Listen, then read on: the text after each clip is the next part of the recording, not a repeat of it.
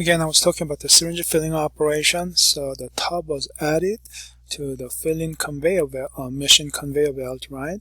And that's after the first outside seal is removed. And then, so yeah, outside the wrap is removed from outside. And then inner bag is removed after that. The inner bag can be sanitized with maybe alcohol, hydrogen peroxide vapor. It could be done manually or it could be done by the machine. Okay, and then when it's loaded up with the maybe lid on top, that's what you saw from the video. There's another sanitization, maybe E-beam radiation can be used inside of the machine. So E-beam can go over these tubs. So there's a decontamination process. Okay, and then the machine can automatically remove that lid. Okay, and so the video you saw from Cook Pharmica or Catalan was doing that automatically with the robotic arm, but that could be done by the operator who's fully aseptic or ground up. So it just depends on what filling machine you had. Okay, and then after that's done, then yeah, machine will take care of the filling operation inside of a very clean environment. Okay, so that's what you saw.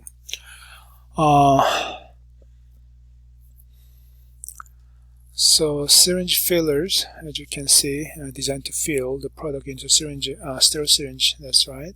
And after that, sterile stopper is added, inserted that, so there's no leakage happening. Makes sense, right?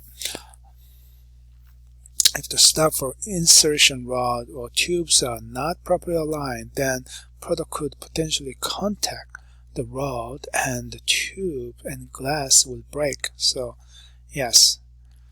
So they should be oriented correctly, otherwise they could be damaged during the filling operation. That's what it means. Okay. Okay. So and then there are cartridge fillings. So, for example, if you are using this multi-dosage form, so these are called cartridges. So this is a syringe, right? Syringe, but this, I guess it's the same thing. The cartridge looks like that. Instead of a syringe, it can be placed into this injection device, and you can use the multiple dosage. So this injection device has the pin, the needle, and then push plunger, kind of a model, the design in there. So we call these cartridge fills. So yeah, you may be doing the cartridge filling operation as well. So then the rubber plunger is first inserted. Okay, that's the first thing it should be inserted. Maybe it's at the bottom, the rubber plungers. So we're talking about that bottom part here. That's probably first inserted. Okay, and that's normally siliconized cartridge. And then the product is filled. After that, that filling operation can be done with 2 or 3 short fill stops. Okay, so it's not continuous one filling, it's a fill 1, 2, 3, 3 different motions. And then, so there's no significant headspace to be left. Okay, and then after that, a cartridge is sealed with the sterile rubber septum with an aluminum cap. So we're looking at that rubber septum, which is placed right there, and then aluminum cap. You see the little metal piece, aluminum cap? Yeah, that's placed right there. Okay, so that's what you're looking at. So this is a syringe fill we talked about before, but this is a cartridge. See that little difference in their design? So if it's a syringe, yes, the plunger will be located and the needle is located there. But if it's a cartridge, then it's different. So yeah, this is placed first. That's a rubber stopper, and then you fill it through that side. Okay, and then you place the septum and then metal seal on top of it. So that's a cartridge. Okay, that's a syringe. They are a little different, but you know, cartridges are made for this. Okay, injection devices. So understand how that will be done. Solid filling, like I said, none of our local biotech companies doing that, except for maybe Eli Lilly, which is located far away. But if you are doing a solid filling, it's got its own challenges, of course.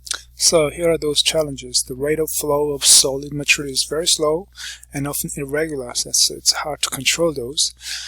And even though a container with a large diameter opening is used to facilitate filling, it is still difficult to introduce the solid particles, and the risk of spillage is ever present. So basically it's very hard to fill the container with solids. Okay, so because of these factors, the tolerance permitted for the content of such container must be relatively large compared to the liquid filling.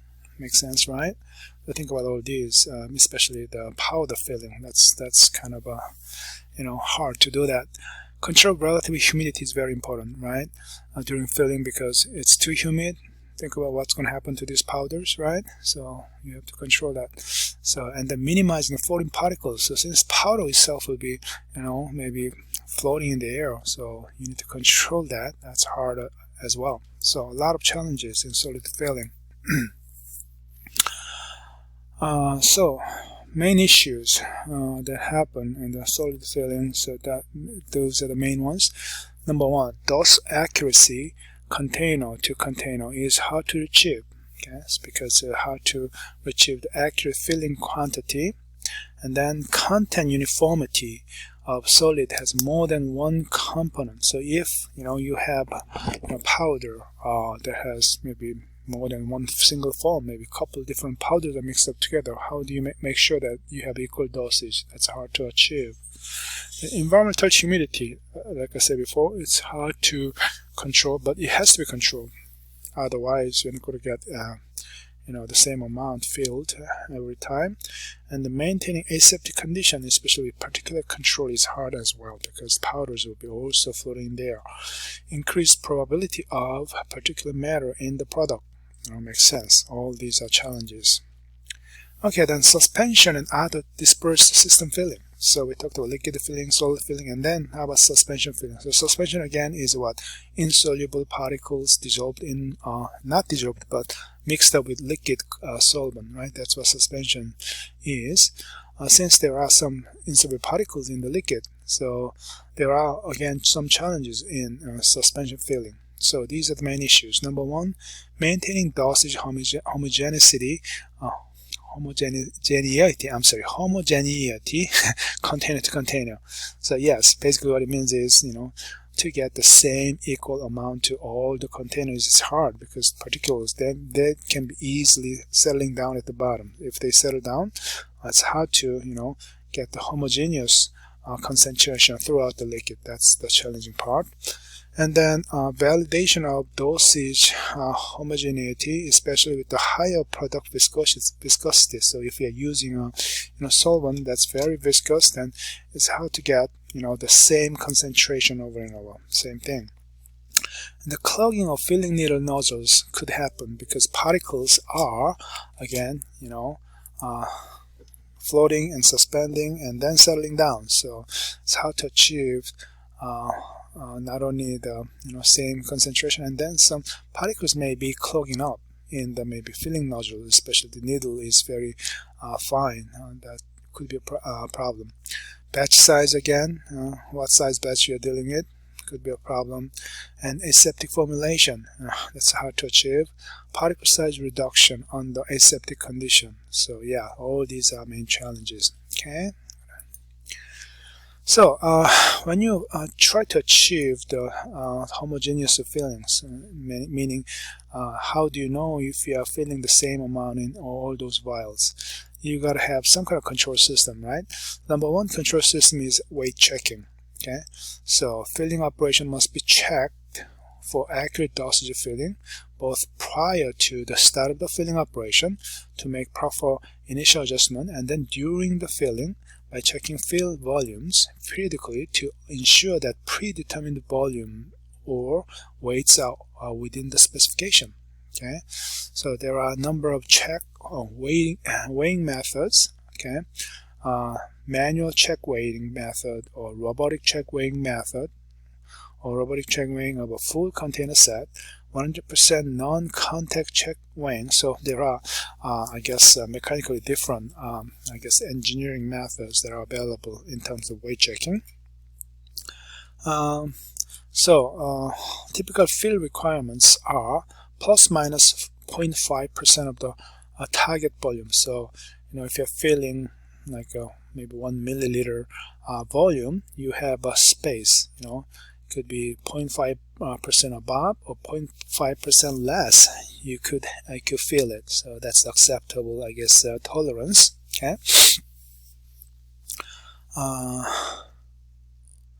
So understand that, and then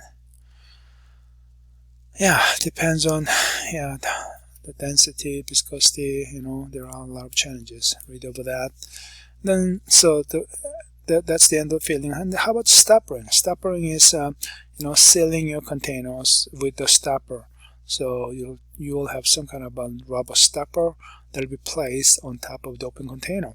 Okay, so you probably saw that video already. So stoppering happens right after the filling operation, right? So the stoppering operation should happen instead of same space. So the grade A, B, or ISO 5 instead of clean room isolator. So ampules will be just sealed by itself. You saw that video, and then rubber closure, the so-called, you know, the stopper, or could be a septum. So so these guys are septums, right? Could be placed on the syringe. Okay, and the stoppers are the ones sitting on the vials. Okay, understand those terms? So rubber stoppers and plungers need to be lubricated, because otherwise they are not going to move in, right? So silicone is used to lubricate, or oil, or some kind of emulsion can be used. Okay, so there are different materials that you can use. So using those lubrication, the rubber unit can move easily to the right position. So that's what it means. So understand terminology. Primary container. So primary container is the container that makes a direct contact with your drug. So if you look at a vial like that, yes, the vial, glass vial, is a primary container, and then so there's a rubber stopper in the middle, inside of this aluminum seal. That the rubber stopper is also a primary container. Okay, for vial and bottles, aluminum seals are crimped, so that's a crimp we're talking about around the rubber closure and top of the container. So the crimp is giving the final seal, and normally crimp is a kind of tamper-proof material. So tamper-proof meaning what? If there's anybody who's touching it and trying to do something, maybe introduce some foreign substance, then it will be obvious if that was damaged or not. Okay. So problems encountered during the stoppering process includes too little or too much silicone on the stopper. So you know, silicone is a lubricator. Of course, you can add enough amount to position your stopper to the right position, but you don't add too much silicone. So silicone could be everywhere, especially it should not be, you know, mixed up with your drug. So you should add too much, or if you add too little, of course your stopper is not going to move well. So too little, too much, both of them are not good. And misalignment or bent syringe stopper insertion, rod or tubes. So syringes are kind of cylindrical, right?